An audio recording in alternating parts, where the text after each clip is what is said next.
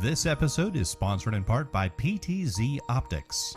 Why hire a camera operator when the control is in your hands? Visit ptzoptics.com for more information.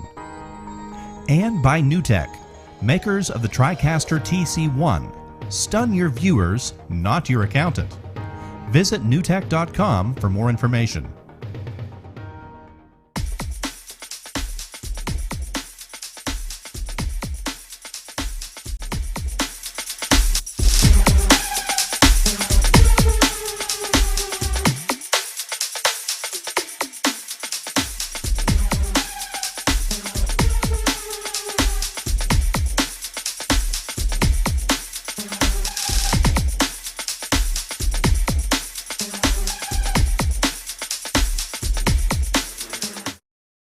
Hey guys, welcome to another edition of Broadcast Now, the show that talks about everything that has to do with live streaming, the internet, broadcasting, inside of your school, your church, wherever it is, wherever you're going to go live, that's what we're going to talk about. And today we've got a really special show for you educators out there or people in schools, whether it's college, high school, middle school, it doesn't matter.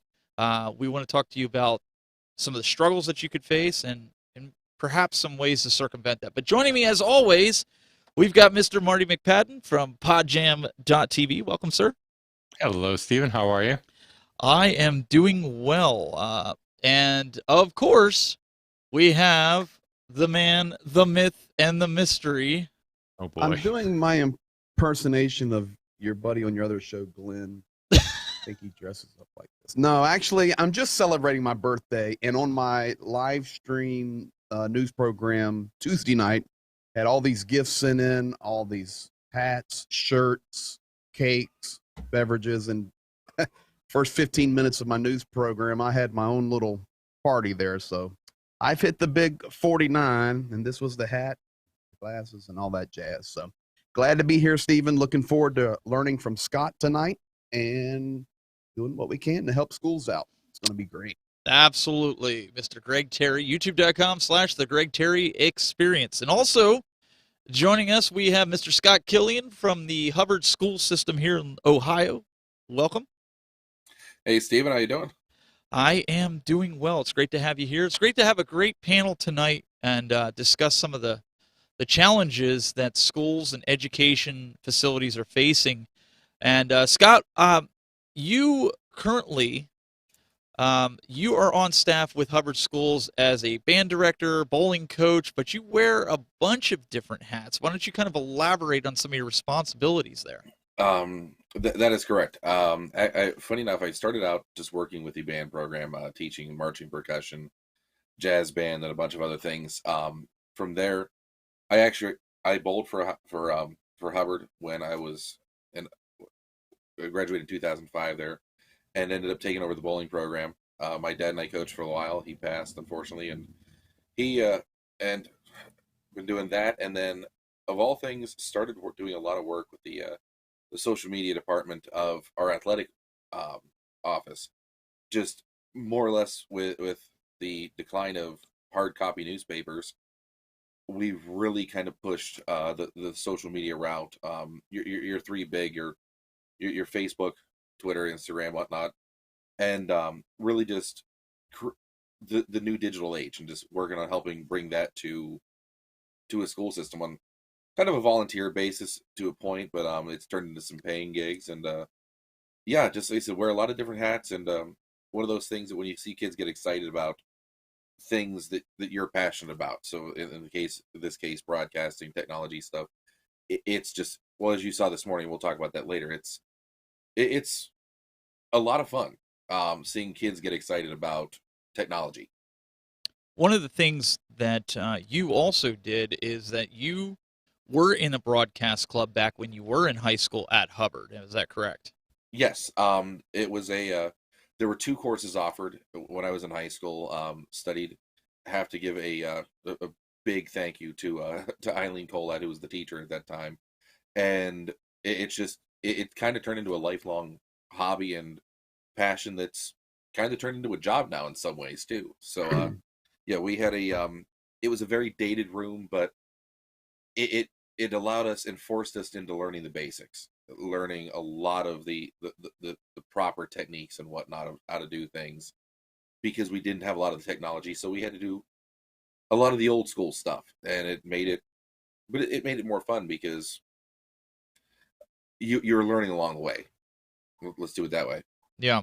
Well, one of the things, the reason I brought that up was Excuse me. how I met Scott was he does a lot of the graphics for me. Like he's done graphics for my truck, the different vinyl. He has his own vinyl. Well, I guess it's kind of a banner, a sign shop essentially, right? Yes. Yeah, that's the actual day job. Is I run my family business, Ron's Sign Shop here in Hubbard, and do a little bit of everything. Do vehicle graphics, business cards, up to full size billboards. Couple weeks ago, I was 60 feet up on a lift installing 30-foot wide signage panels for a steel fitter over in Pennsylvania. So a little bit of everything. And like you said, done graphics for your vehicle. And really with the shutdown, I know that Stephen, you and I have talked about this. A lot of the physical media has kind of gone away, and a lot of digital marketing, a lot of things, and that's kind of what we've really been pushing and bringing to the school aspect of it too. Is just when you're not in person, to give somebody a hard copy schedule.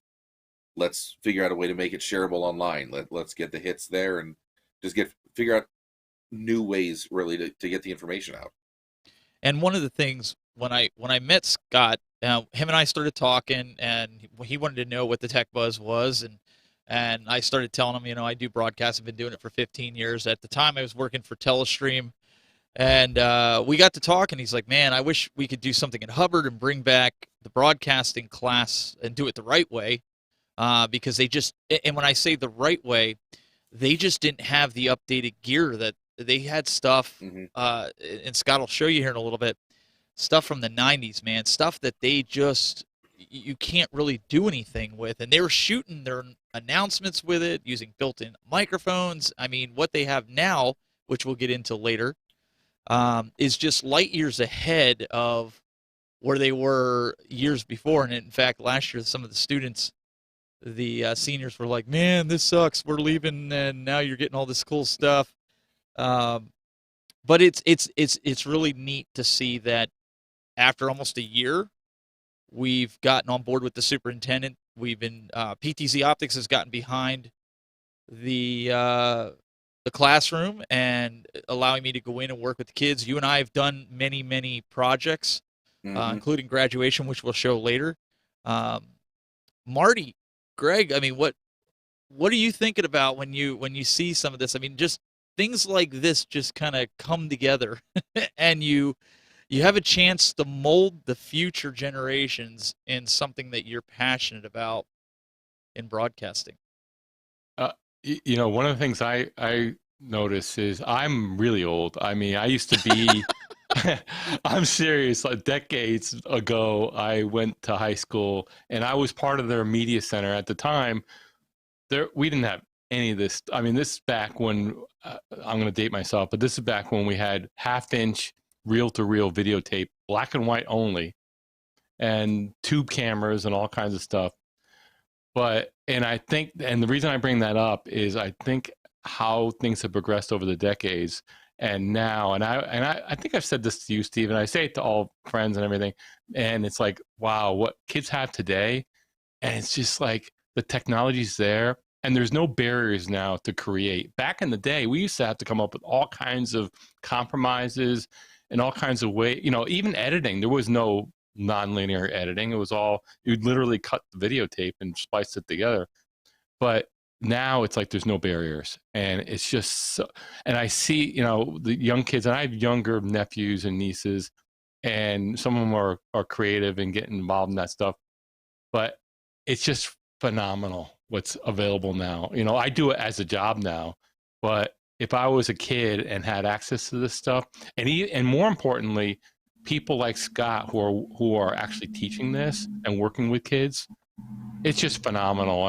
It's like it's an opportunity to learn fundamental skills in communication and creative skills that are going to serve you throughout your entire life, and it's just great to see. Absolutely. Well, what I'm glad to know is Marty's older than I am. Oh yes, I am. I mean, I do go back with 49. you. Here's a maybe a different way to look at it. And Stephen, I got a technical question for you just in a moment that came out on one of my streams. But I actually, Marty, where did you grow up? Where did you go to high school? What state? Connecticut, Fairfield, Okay. Connecticut. So yep. Connecticut. You live in Connecticut now. Stephen, I'm assuming Ohio. No, I grew up in Eastern Pennsylvania, so I was homeschooled Okay, so still from fourth north, grade PA. on. Yeah. And we know Scott's got his Ohio State delusions, and he went to Hubbard. So Yeah. Okay, so I grew up in the South. I graduated from high school in Richmond, Virginia, and went to school in Norfolk and Richmond, and then I went to college in Georgia. But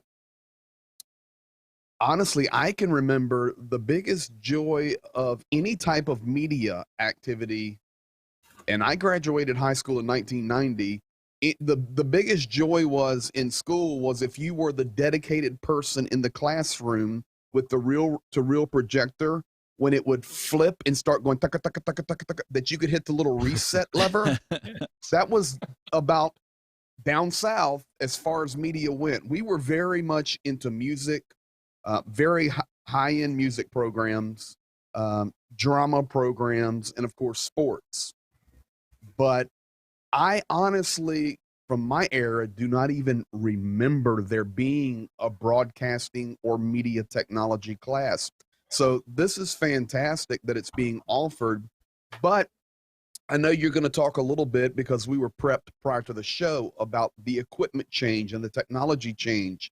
One thing that I would like to see for all schools is that they would invest into that technology. Not every school is going to have a hookup with a Stephen Haywood or a PTZ Optics.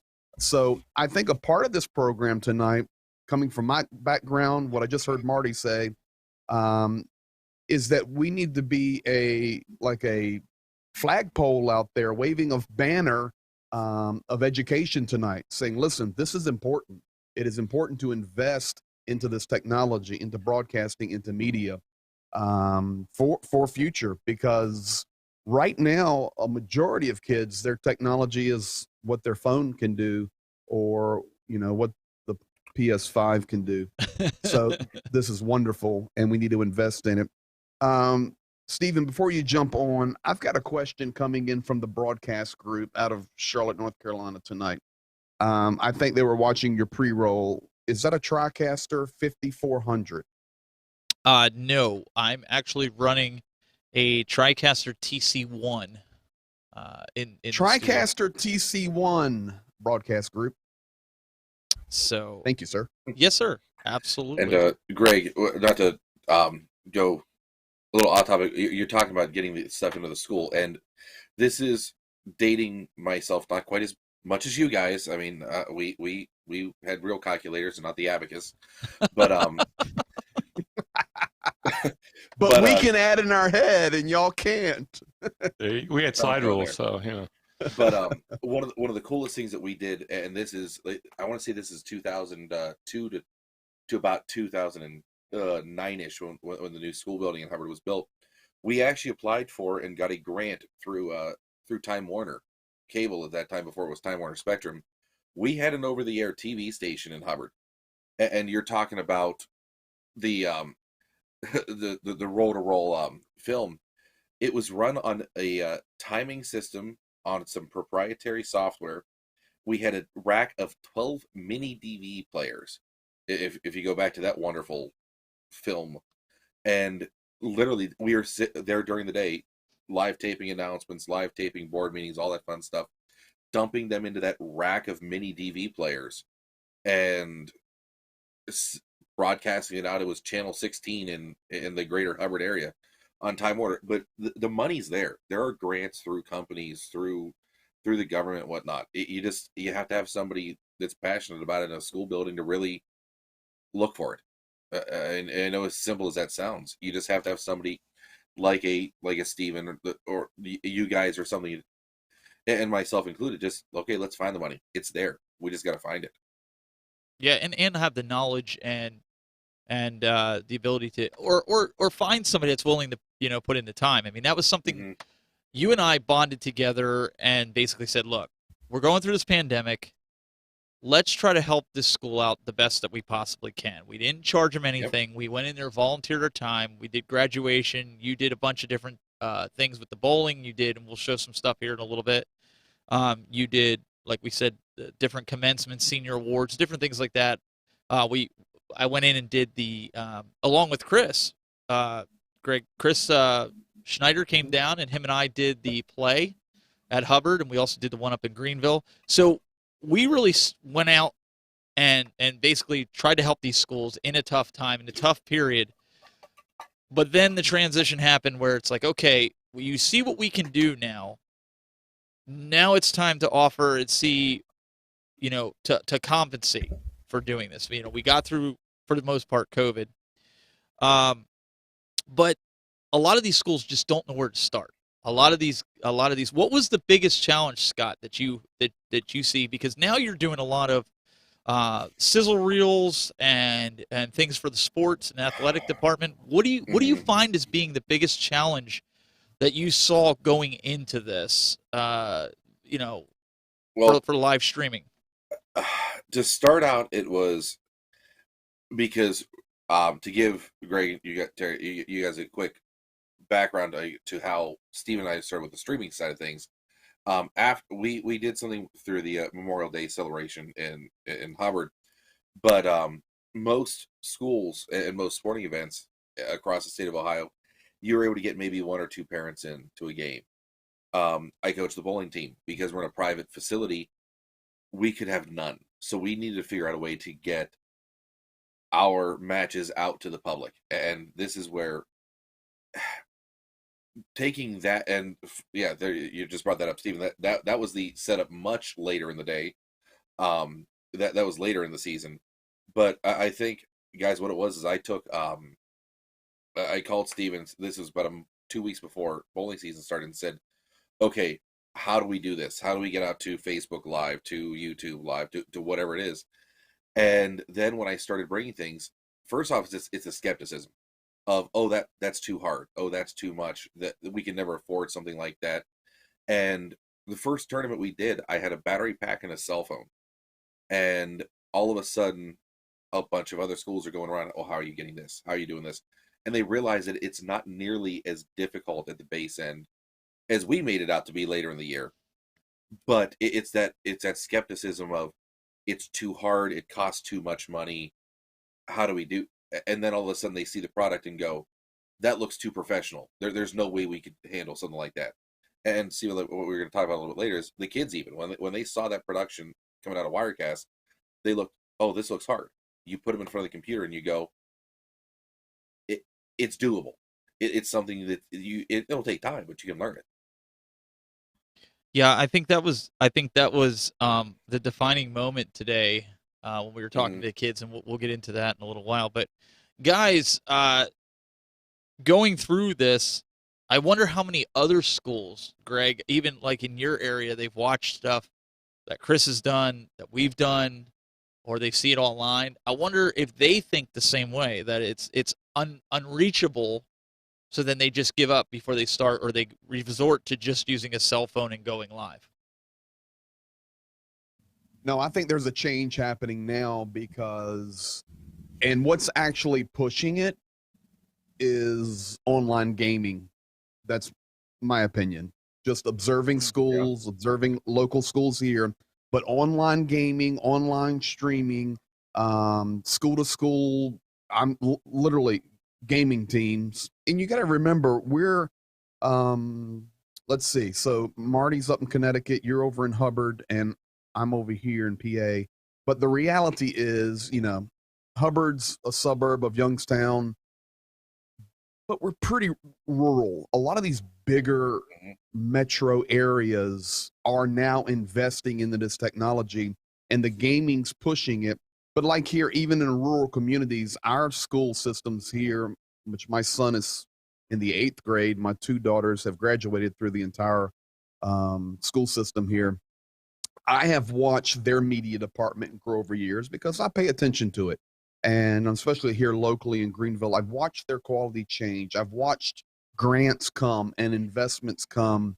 My oldest daughter was in the media department, and it's a slow turn.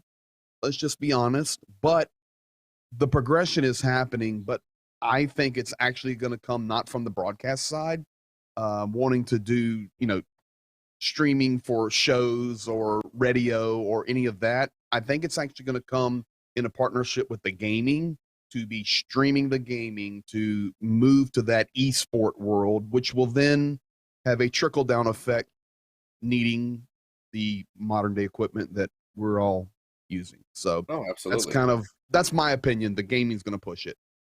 Mm-hmm. Marty, when you were working at ESPN, how did you guys go about? Did you look at the local colleges? Were you looking even at high schools at the time and seeing who was going to college and looking at some of the work, or was it more or less you just waited for somebody to apply? I mean, was there such a thing as kind of what the sporting world does, where they send out scouts in order to look for that next up and coming producer / on screen talent? Yeah, it was kind of a mix when I was there. We obviously being ESPN, you had plenty of interest, people applying and certainly wanted to work there, and we had plenty of applicants. Now I worked in the master control area. I worked with editors, so in that area of the company, but we had plenty of interest coming in, and also they did, especially toward the end of my tenure there. They stepped it up. We had an internship program, and it was very competitive. It would be a national-based program, but on the college level. But they would also go out and work with different colleges as far as recruitment goes. So it was kind of a mixed bag there. I think the challenge for us was really our location, being in Bristol, Connecticut. It's the middle of nowhere, and that's always been the challenge of ESPN being their main broadcast center there versus maybe. They have facilities in New York now. They have a big facility for years now out in LA, and those are a little easier.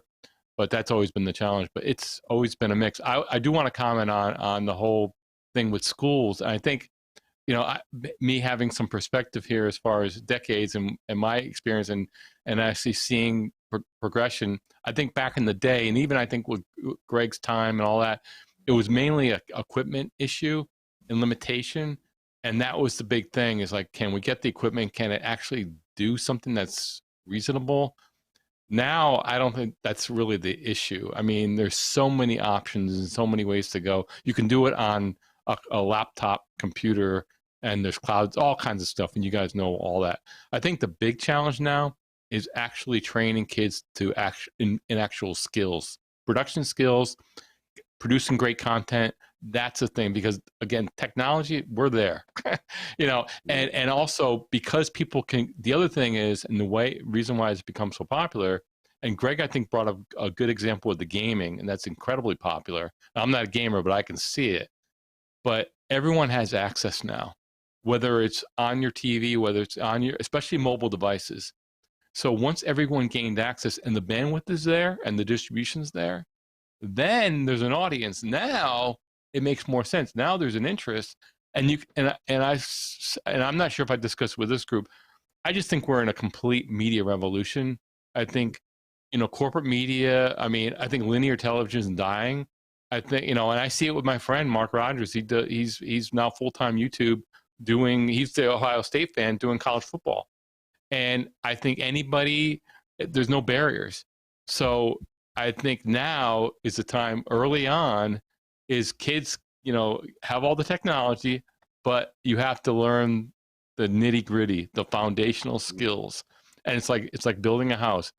And it's almost like when I was younger, I took piano lessons, and I took them for about a year. I'm not that interested in it, but I always found them tedious. I never really got into it because I never really wanted to do the work. Now that I'm actually have a business and I do production, and I know the value of actually learning the skills, and I constantly work on them. I think that's the challenge with kids, is make sure they realize this is the next frontier. You got to learn the actual skills. I know Stephen can talk to this, quite intelligently and quite, through his experience, but learning the actual skills, learning workflow, all the nitty gritty stuff that doesn't appear on the screen, but once you do, then you're going to build your shows, and you're going to see, that's why I had to do all that boring stuff in order to get to where I'm producing great content. And Scott, that was something we were talking about today. We had some guys up there, just to give you kind of a little bit of premise here. I'm gonna cut to a video and show you. We had this was the setup from today. We had the kids watching after we showed. They were running Wirecast. I had it all set up for them, and then we had these two gentlemen up here being the on-screen hosts, and then the guy in the red there next to Scott, we had him as calling the shots, like, hey, talk louder, or hey, cut to this camera. And that one girl there, she was controlling the cameras, and then the other gentleman, Scott, showing how to like switch shots and do those kinds of things. But one thing that we kind of learned, and I know Scott will talk more to this, is when we got those guys up there to talk, we said, okay, start talking, and the microphones were in a cup, basically as a shock mount, because again, we're working with some budget stuff, and that's what they had. We said, all right, start a dialogue between the two of you guys, and this is what happened. Hey, how are you? How was your weekend? My weekend was great. What did you do? And that's how they started talking, like robotic. It wasn't like we're talking right now.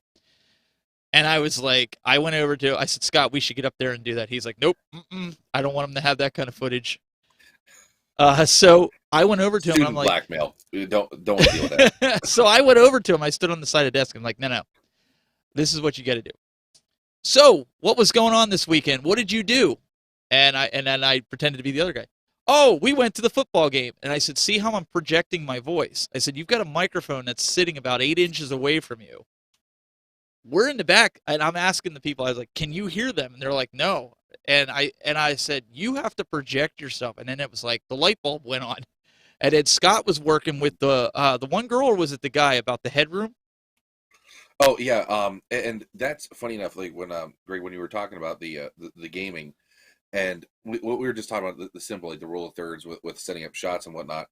It's and a lot of it, and I laugh at it as one of those crazy social media things, but TikTok is also teaching kids a lot of technical skills that they're learning without knowing they're learning. If you're not following me on that one, they're learning how to edit videos. They're learning how to frame themselves inside of a shot. Mm-hmm. It's just getting them it's translating it into the real world, like the big kids world. And that's when I was talking to this young lady, she's like, oh, she knew it. She just didn't know it. If when we were telling her, like I said, the big kid terms on things. Well, let me throw something on there. In fact, I'm gonna bring a couple of things to the table now.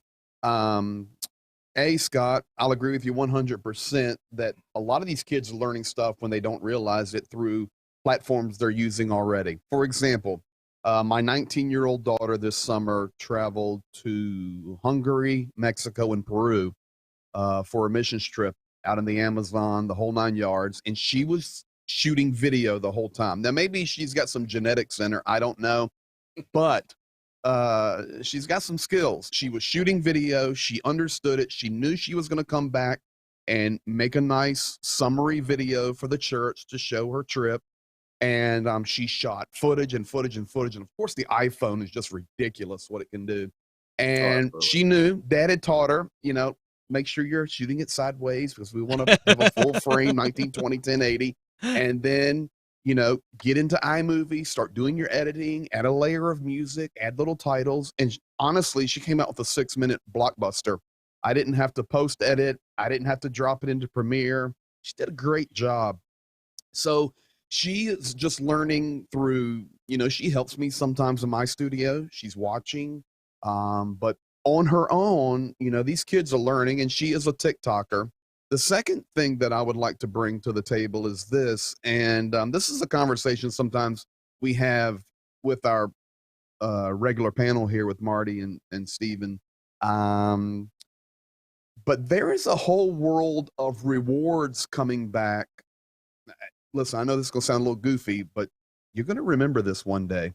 There are some rewards now coming back on the backside for broadcasting, for YouTube, for gaming through cryptocurrency, where kids, adults are now going to begin to receive rewards through certain platforms, like a reward of Bitcoin, to be participating in media, to be participating in streaming, to be participating in certain game platforms and applications. And right now, there are some companies out there in that space that are negotiating with the big boys like EA Sports to work on rewards and credits that'll come back as like an income through crypto. So this is a whole new world where we're just getting in on the ground up, where these kids in schools, it's going to be vitally important that they learn these skills, because it doesn't matter if you're Marty's background with ESPN, you're Steven's background 15 years, he's the wizard. My background, that this came out of necessity. I'm a speaker and a musician, but it came out of necessity, the streaming side, or Scott, you on the school side. We've got to understand that this is future, but it's unfolding right now for us. I mean, I remember, I don't know about you, Marty, and I know Steven, but I can remember early 90s when, you're starting to learn, and I was editing and doing little things back then. But even when, you guys remember when, what was it, IEEE 1394 FireWire 400 came out? Do you remember that, Marty? No, FireWire? Oh yeah, FireWire. Yeah. Yep. Okay. And I remember learning and messing with it. It was so expensive, and it was like we were scared to even touch it. So that's where we're at right now with new technology, new worlds to explore.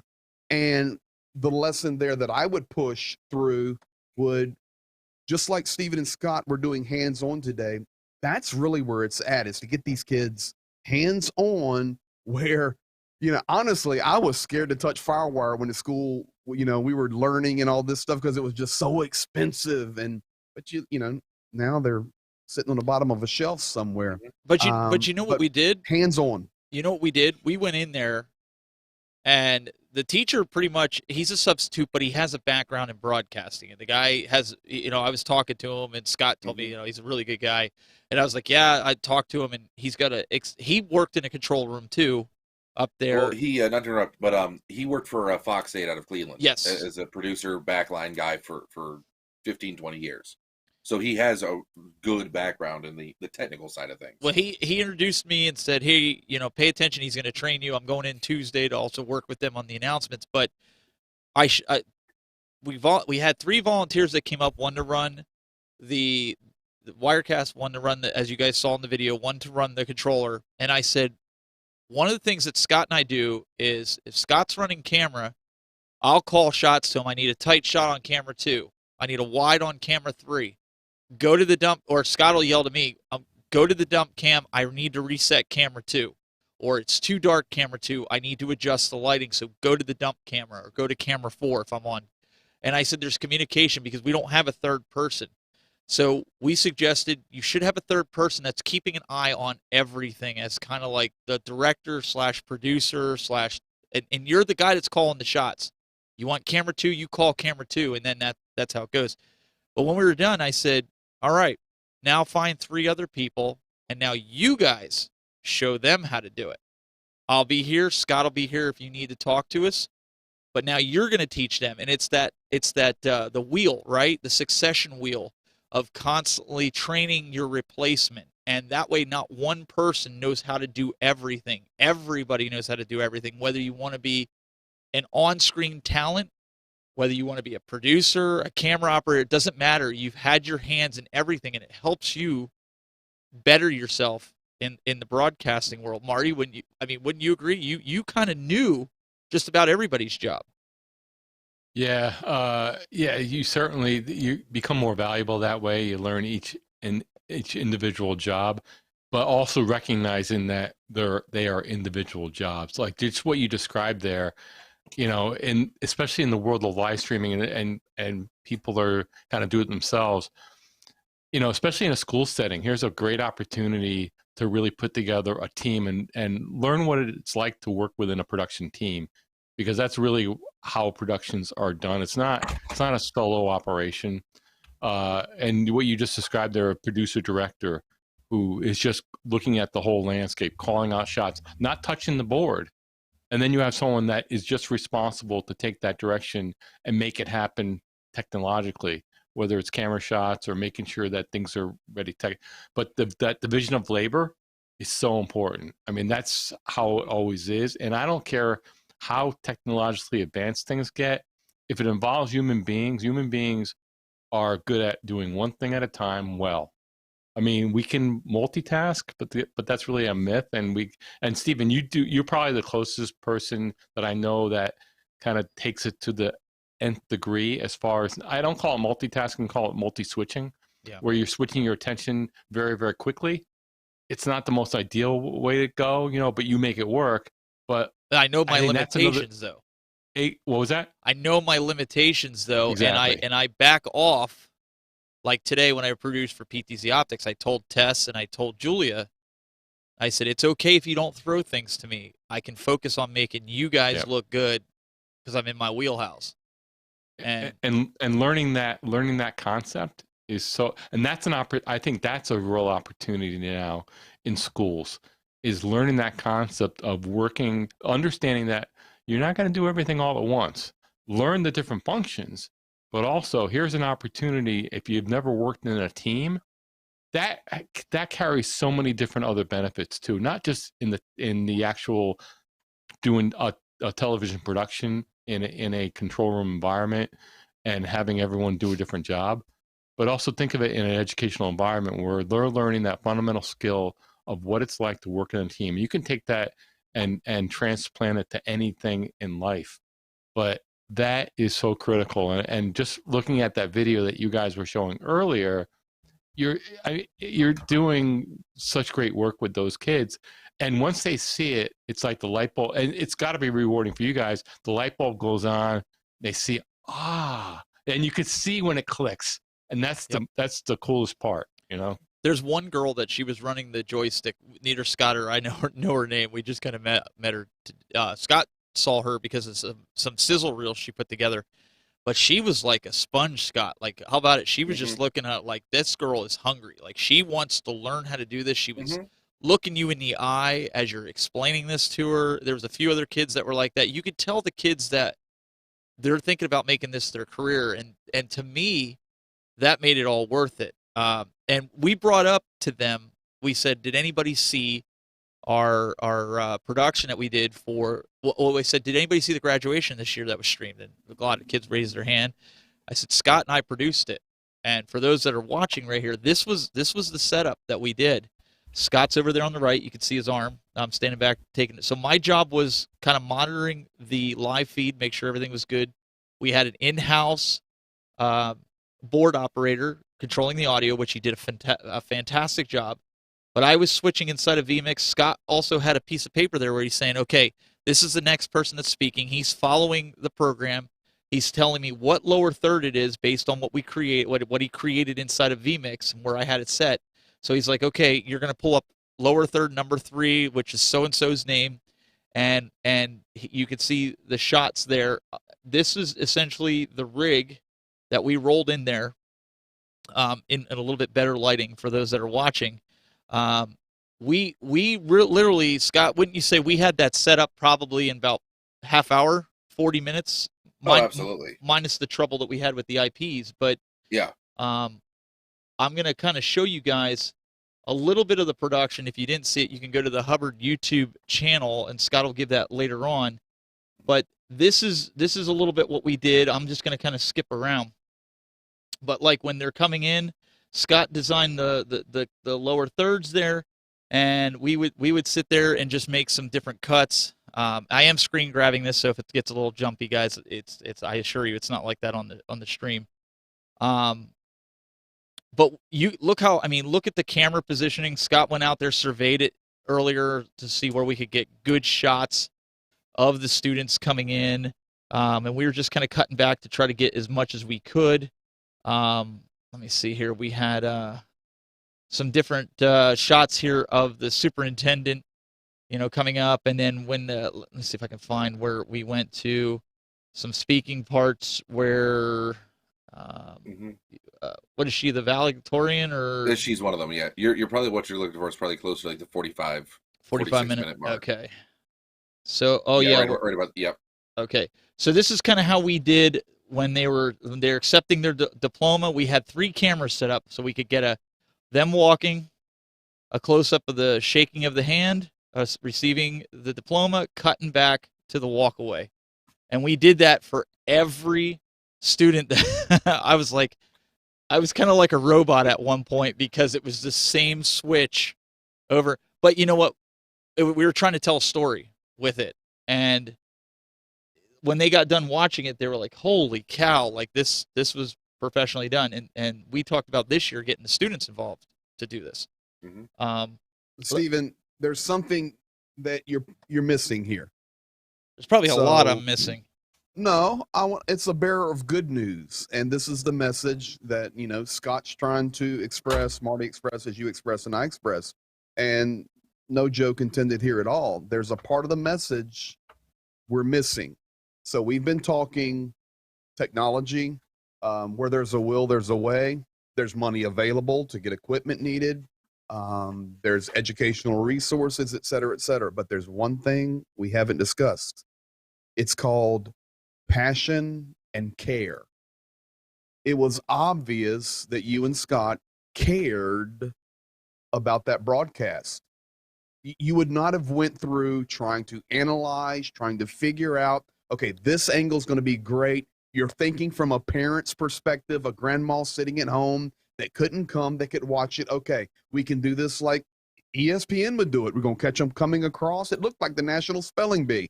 And then the angle grabbed them from the other angle where you saw them walking off. Anybody can learn to do that level of broadcasting, but the reality is you guys cared enough to think about, what does the end user want? What's grandma want? What's mom want? What's the school want? So I think that's a part of the passion that we need to get into this generation that is trying to be influenced. And specifically, we're talking here about the high school level tonight. It's more than just technology and something we're interested in. Mm-hmm. There has to be a passion and care. So I think that's a key component to try to get into the DNA, not only of high schoolers, but of our entire society, to once again begin to create an atmosphere of care. Hey, Scott, walk us through the baccalaureate broadcast that you did and what you were using, kind of how you were doing it, your thought pattern behind it, and I'll get that other link that you were. Yeah, I'll explain that other one that I just sent. Because usually you don't stream backlarry. So what was the reasoning for this? This was another one where they did open it up to the gym, and family was a lot. Normally this is first off, the Hubbard Baccalaureate's usually in St. Patrick's Church here in town. Unfortunately, they had a very catastrophic fire to where they're hoping to have people back in the building by Christmas of next year, to give you an idea. So they took that note and said, okay, let's have it in the gym, because of this. This was, I want to say, late April, May of this past year. So we're still in the COVID pan and in the grips of dealing with that. But it was opening enough to where you could have some parents in there. Very last minute on this one. This was as thrown together of a production as I've arguably ever done. They the principal approached me and said, "Hey, can we still do this? And can we still send it out to the YouTube pages and whatnot?" And I came up there, and they had hired in a professional sound engineer to come in, because at the end of the day, it's a school PA system in a gym. They had professional speakers, and you saw the microphones around the choir and whatnot on that clip that you just showed. And that was one PTZ camera and the dump cam. That the entire thing, and then I just took the audio a straight line into the computer from the sound tech, because, well, he was the professional on that one, and trust me, that was a phenomenal situation to deal with there. But this was, I not taking the baccalaureate too non-serious, but it was done on a way and a prayer. It was school. The school has phenomenal internet access, but really it was a chance to, even then we probably had 200 people there watching it in the gym. We still at one point in time were at 200, 300, 400 people watching that video at some point, because we could. And greatly, you were talking about the passion behind it. I got this giant thank you note from somebody's grandmother who was in Arizona, who couldn't travel to Ohio because of COVID.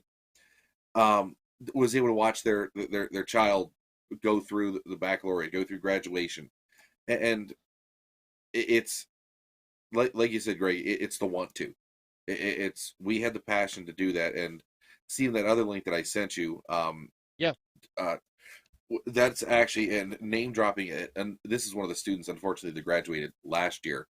No, actually, I'm sorry, I don't know what. Forgive me, I think he graduated. This young man will actually, Chip and Joanna Gaines, who have the one show on HGTV, they have something called a Chip Starter campaign, and it's for students that just either don't have or something to get. He wants to go into video production, and this kid is very, very good at what he does. He's won awards and whatnot. He got a grant to go through and get cameras, this, that, whatever, to where he did a lot of those Sizzler videos, and he's done a lot of work for the school. And you can see this is all stuff done through him, shot, and it's fun to see the passion of the kids. Stephen, you had mentioned that young lady that was on the cameras, the joystick earlier. Yeah. I was talking to Chris Moriarty, the substitute. She showed up to the football game for the first Friday night football game, not as a school assignment. She showed up with the camera because she wanted to get the videos. She wanted to put the projects together and whatnot. It's the want to, and like I said, I wish I knew her name to just to give her the credit, but you can't teach want to. But you can hopefully take that want to and turn it and inspire other kids. So you see what they're doing. Maybe you get 2, 3, 4 more students inside of a 20-person classroom that want to take it to the next level. But at the end of the day, as long as the 20 kids that are in the classroom leave with more knowledge than they came in with, at least the school's doing something right there. Yeah, I think even after today, it kind of opened my eyes a little bit. Like I realize how much they don't know, right? And but then there's that some, like Greg, you were saying, like, yeah, well, you have the passion to do this. I mean, this is a passion, you guys know, it's a passion of mine, to be able to impart this knowledge onto the next generation of broadcasters and see that they willingly, most of them, want to do this, and they're soaking up everything that you're saying to them and taking it in. It's a good feeling. I mean, I know it's not all about feelings and things, but it's rewarding. Would that be a better word to say? It's rewarding to be able to do that and be accepted in that sense, right? Mm-hmm. So Yeah, it's key that there is it's like a validation. Honestly, when kids do something, whether it's, we're talking broadcasting and media tonight, it could be sports, it could be anything. But when they see a result or have a sense of accomplishment, that's what propels the passion. So that's what you have to strive for, is to see the end and to see the result. And passion usually comes out of a success. And I will say this to you guys: I'm very proud to be working for a company like PTZ Optics, who see the value in this, and see and want to impart and want to invest into the future of broadcasters in kids, where they wouldn't have to do that, but they see the value in it, and they see that there's a need for it. And for me to see a company do that is just huge, Marty. I mean, that's just something that just speaks a lot of volume. Yeah, it's just, I mean, it's a nice thing to do, but also it's a great business move as well, and it also shows that they're forward thinking, because it's not about the next quarter, it's about the next 10 years, the next 20 years. This is not going away. We're going through I discuss this with my wife all the time, especially in our business. And I think you guys see it, we are going through a major transformation here in media. And it's just, and obviously the pandemic probably accelerated things, but this is not going away. I mean, certainly we're human beings, we get together. That's always going to be the case with human beings.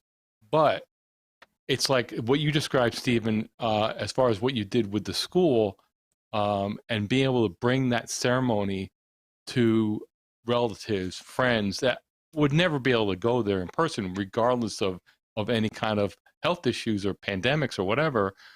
It's the ability now with the technology and the know-how to actually bring people in, and locations not a barrier anymore. And I could just think like grandparents or in with family things, but also in business. You see it in PTZ Optics. You work with various clients. I could see it. This is the new frontier, and it's just getting started.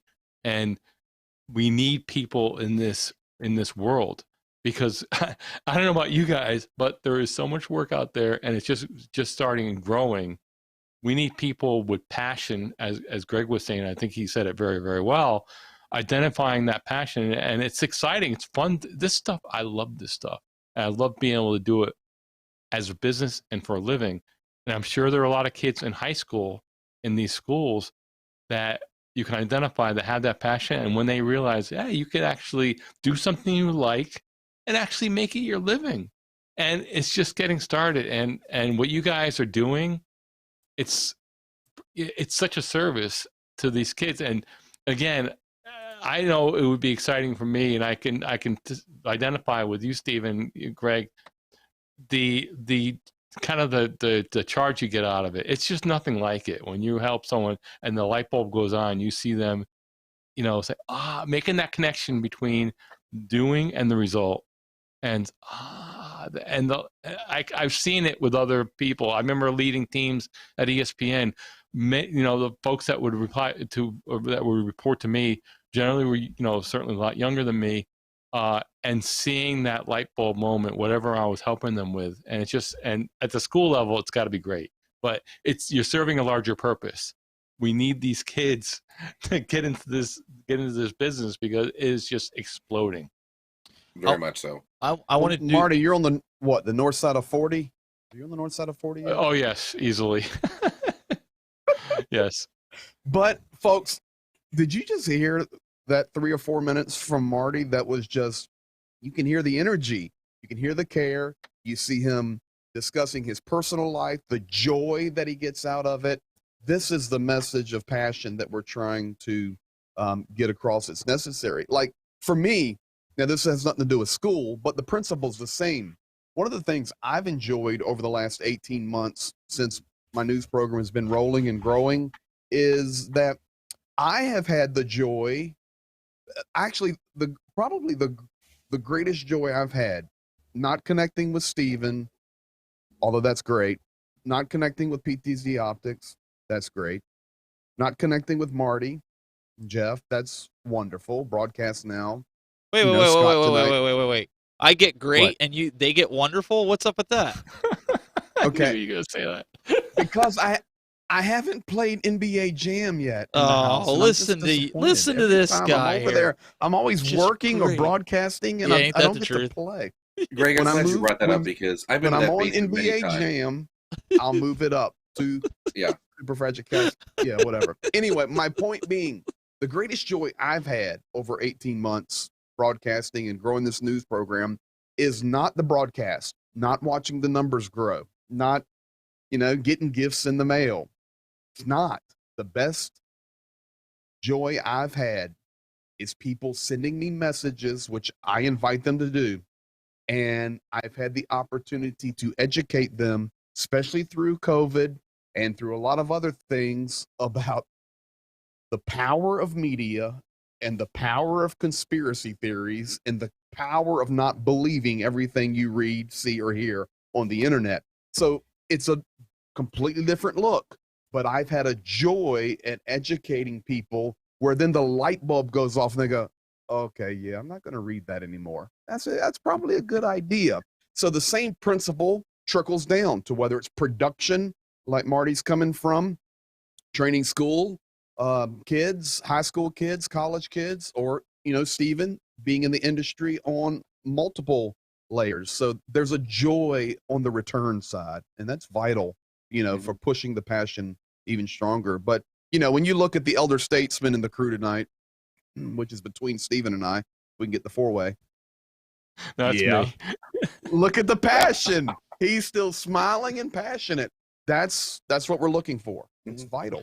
Well, I want you Very guys. I want you guys to think about Marty and Greg. I want you to think about a piece of advice that you could give educators when we wrap this up. Scott, you have a few more things that you want to show really quick. Yeah, and this is just something that I just sent you. And Marty, Ray, when you're talking about the passion and getting the kids excited about it, this was a very simple little setup that I had for part of the intro video with the high school senior football players this year. We're blessed to have a very nice video board in our football stadium and whatnot. And the kids, they walked in and they look at it and go, oh, there's a couple lights and a camera. What are you doing with that? Because they don't have the technical know-how. Steven, can you jump to the next? Okay, that is one of the looks that I was going for something with some of the kids. And when I showed these kids these pictures, they went, how? That's the best question they can ask. It's not, oh, that's cool. It's not, no, it's okay, how does that big bright room turn into that? How does, and then all the other stuff in the video. And as long as these kids are still asking how, and there's somebody there to explain it, that passion will stay alive. At least in my book, that's the big thing. It's like, as long as these kids are still willing to ask how, we're doing something right inside of the school system, keeping these kids interested. Scott, before we get to Go ahead. the guys, for any of the educators out there, what kind of advice that you would have if they want to get started in this and they want to get out to live streaming, and they want to get to the point where they're making connections with people, even if they don't know how to do it? What advice would you give them? Because you reached out to me. Don't be afraid to ask. I mean, it is as simple as that is. Don't be afraid to go to your administration. Don't be afraid to go to a local news team, getting a hold of local news channels, or just simply send a flyer email. I mean, because I'm sure if Steven, if you guys at PTZ get an email from an educator, you're going to answer. Yeah. It may not. It's just, don't be afraid. If you don't know, don't be afraid to ask. Don't be intimidated by, like we said earlier, oh, it's too hard, it's too expensive, it's all those things. Just don't be afraid to ask for help if you need it. Good advice. Greg, any advice for any educators out there? I've got one piece of advice, and I am an educator. I do also teach at some different colleges, different courses, and I would probably say this to all the educators out there: your influence lasts a lifetime, so use it wisely. Good. Very true. Marty, from the industry, being at ESPN, educators out there, any words of advice, words of wisdom for these guys out there? Yeah, I mean, taking combination what has already been mentioned, reaching out to professionals, your local, news station, that would be a great start. Other professionals locally, start local, certainly. But I would say enjoy the journey. And it kind of goes into with passion. One of the things, you should never get to the finish line. It's all about really, that's where the fun is. It's the actual doing, actual struggle. Well, not struggle, but kind of learning. Don't be afraid. You're going to start from the beginning. It's going to be simple. You build along as you go. It's not going to happen overnight, but enjoy that journey. It's not, because again, it's not necessarily about getting to the finish line, because there is no finish line. I've been doing this for a very long time, very similar to the guys on the panel, and I don't see the finish line at all. And I've been going at it for a while, but I enjoy the journey part, and I'm always learning something new, and I can do some things, but I always can learn something more. And because I love what I do, that's the part. And if you can unite what you love, and especially if you want to do it professionally and maybe make a living at it and get paid for it, you can. And it's funny, I told this to Mark Rogers. He's my buddy who has the YouTube channel. He's been doing it for a decade now, and he just recently went full time, and it's a great achievement. And one of the questions I asked him, he knew nothing. He knew college football. That was it. He knew nothing technical. I asked him two questions. I said, "Do you love what you do? Do you love?" And I know he did, because I knew the answer would be yes. And would you do it for free? And the answers were yes, of course. I just want to learn. I love this stuff. And that's why I know that you're going to stick with it. Because if you're trying to game it, or you're trying to do it just for the money, or just for another, don't put the cart before the horse. I mean, and that's what's great now. A lot of kids love it. I'm sure you guys are running into this. It's a fun thing. I mean, that's what got me into it. It's fun. But now you can do it. But, and it's like, that's what I would enjoy, that journey. That's the whole thing. That's what makes it fun for me. That's good advice. Hey, Stephen. Yes, sir. Before you give your sign-offs and closures and all that, would you put me and Scott in a 2-box? Sure. I'm kind of scared, but I will do it.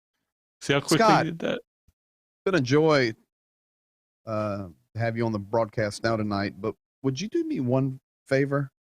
What's that? You have an Ohio State room. You're getting Yes. ready to jump off and go watch the game. Yeah. What was that coffee cup you were drinking? Did that have the Raiders on it? So Ohio State and the Raiders, buddy, I got one thing for you tonight. Now,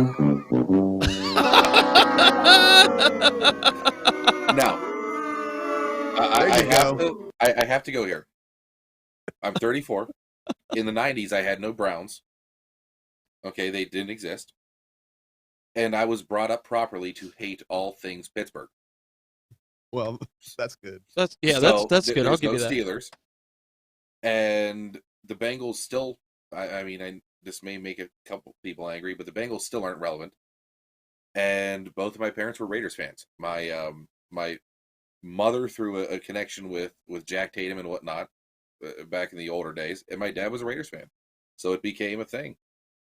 I can't believe, Raiders. Greg, I'm just having fun with you. I know. I couldn't believe you picked that out. I didn't even notice that. Steven, I come know. on. You're the wizard. Yeah, I'm watching other things. Yeah. You only have 50 things in front of you. Yeah, right. Yeah. I'm only sitting here looking at all this stuff, Exactly. Geez, Oh, darn, what a shame. Yeah. Great high-end studio at your home. Blah, blah, blah. All right, ladies and gentlemen, we've got Scott Killian. You want to check out any of this stuff, you can go to hubbard.k12.ohio or oh.us. And also, Scott, it is, I believe, Hubbard High School Band Yes. on That's what. YouTube, right? Yes, that's what we're working on incorporating a more inclusive video channel for that. But we had the band channel established, so we kind of ran with it. It's on Instagram. It is Hubbard Athletics. On Facebook, it's Hubbard at Hubbard Athletics, and on Twitter, it's Eagles_HHS. That's where we're doing a lot of our production work through there, and yeah, appreciate you having me on. And we're going to give him a little plug. He also runs Ron's Sign Shop. If you look it up on Facebook, and if you need any kind of graphics, business cards, stickers, all kinds of cool stuff. If you've seen my truck on Facebook, whether you're into the outdoors or not, this guy is the guy that printed them and got it all done. Any of my No Boundaries Outdoors stuff that you guys have seen, my Tech Buzz decals that I've had done before. So check it out. I'm sure if the prices, they're shipping and everything, you would ship it out if people want to order things, right? Exactly. I can ship nationwide. So if you're interested and you need that, or you need a banner for your game room or your studio or whatnot, Scott, your guy, does tremendous work. I highly recommend it. And also this guy here, Mr. 49. As always, Stephen Scott, it was a joy. And I will tell you this, buddy, because I'm over here in PA, and our guy's doing a good job here, but, you see the passion and the care when you're running YouTubes and Instagrams and all this jazz. You're doing a really good job. On my final note, does your sign company also do body wraps? I'd like a body wrap. Okay, I need a body wrap of the great University of Virginia Cavaliers, a real university. Oh, boy. Oh, yes. He had to do that at the end. Where's the want now, There it is. See? There you go. Powerhouse of the ACC. What? YouTube.com/The Greg Terry Experience. You guys can check him out tomorrow night at 8:30 p.m. Eastern, 13 feet above South Mercer Street in the Palacio Studios. And it was great to have you on as well. And also Mr. Marty McPadden, who's been, he's looking for a boat at this point in time. Trying 7 inches of rain. Fortunately, it didn't end up in your house, but you still may need that to go grocery shopping Saturday. That's right. If you're in the need for podcast editing, video editing, those types of things, and you're looking for a good guy that does it at a reasonable price as well as high quality, check him out. Go to podjam.tv. I'm sure he's always looking and stays rather busy. He's always working. I know he is. I'm always working. Yeah. Brad and I always bust his chops in that we have a little chat going, him myself. I'm good at ignoring those two guys. So. Yeah, we'll always get them going and Brad will be like, Steven, be quiet, Marty's working. And that seems to be the trend. But and also prayers and well wishes go out to Brad. He had to go to the hospital. Our community manager, he had fluid in the knee, so the ambulance came and I guess picked him up and took him to the hospital. And but I also want to give a shout out to my daughter. I can't believe I'm going to say this, but she turns 13 today. Teenager. I have a teenager Happy now birthday. in my house. Happy So birthday to her. You, sir, are now old. I do. Yes, Officially. I am old. My wife told me last week, I said to Greg, we did an impromptu show, and I said, I'm going to get off here. I need to go get a haircut. And I did. And when I cut my hair, I realized how much gray was in there. And I'm going, yep, I have a teenager. So you're just getting started, my friend. Yeah, I don't want to think Steven. about that. Give me full screen 1 second. You are full screen, my man. This Oh, my is goodness. podjam.tv. Look at Marty's picture. Look at this stud. That's like 10 years old, that picture. I need to update that.